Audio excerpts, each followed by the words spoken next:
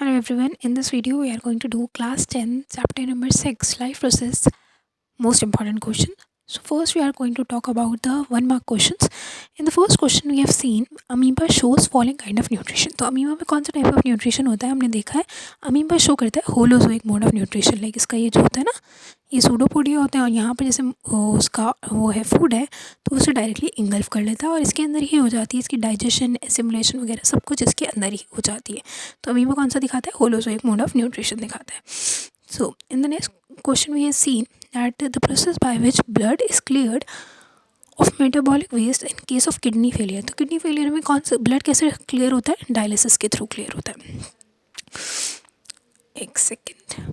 Next question सही है कि वुडी प्लांट्स कैरी करते हैं gaseous exchange through root hair, stem hair, lenticels. Lenticels से करते हैं वो वुडी प्लांट और गैसियस एक्सचेंज. लेंटिसल्स क्या होती है? इनकी जो वो होती है ना स्टेम, उसमें डॉट डॉट छोटे छोटे वो होते हैं पोर्स, उन्हें हम कहते हैं lenticels. Okay, now let's come to the next question. The question says where does digestion of starch begin in human body? कि ह्यूमन बॉडी में डाइजेशन ऑफ स्टार्च कहाँ होती है? तो वो माउथ में ही हो जाती है स्टार्ट, फिर उसके बाद वो स्टमक में जाता है और वो कहते हैं वो और ज़्यादा डाइजेस्ट होना शुरू हो जाता है, प्रोटीन्स वगैरह. मगर स्टार्च की जो डाइजेशन होती है माउथ में ही स्टार्ट हो जाती है. कि give an example of each of saprophytes and parasitic nutrition.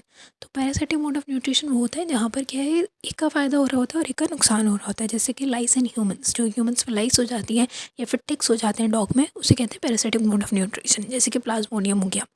और सैप्रोफाइटिक मोड ऑफ न्यूट्रिशन वो होता है जैसे कि जिसमें दोनों का फ़ायदा हो रहा है, जैसे फंगाई और लाइकिन. यहाँ पर फंगाई फूड प्रोवाइड करता है और लाइकिन इससे शेल्टर प्रोवाइड करता है. Question number 6 is which of the following statement about the autotrophs is incorrect. तो कह रहे कौन सी स्टेटमेंट ऑटोट्रॉफ्स के लिए इनकरेक्ट है?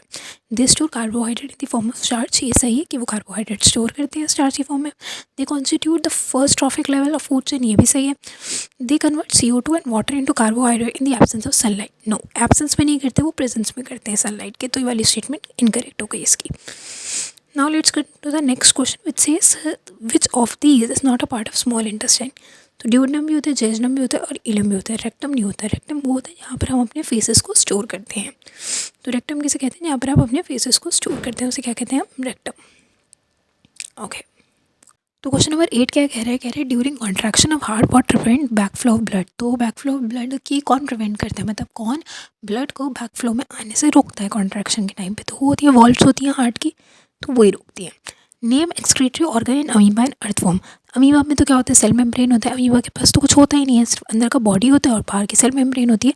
तो सेल मेम्ब्रेन ही क्या करती है अमीबा की? वो करती है एक्सक्रीटरी ऑर्गन की तरह काम करती है. अर्थवर्म में जो आउटर कवरिंग होती है उसकी स्किन की, वो काम करती है किसकी? इसमें पोर्स होते हैं छोटे छोटे से, माइन्यूट पोर्स होते हैं और ये क्या करते हैं? एक्सक्रीटरी पोर्स की तरह काम करते हैं. Okay, wait a second.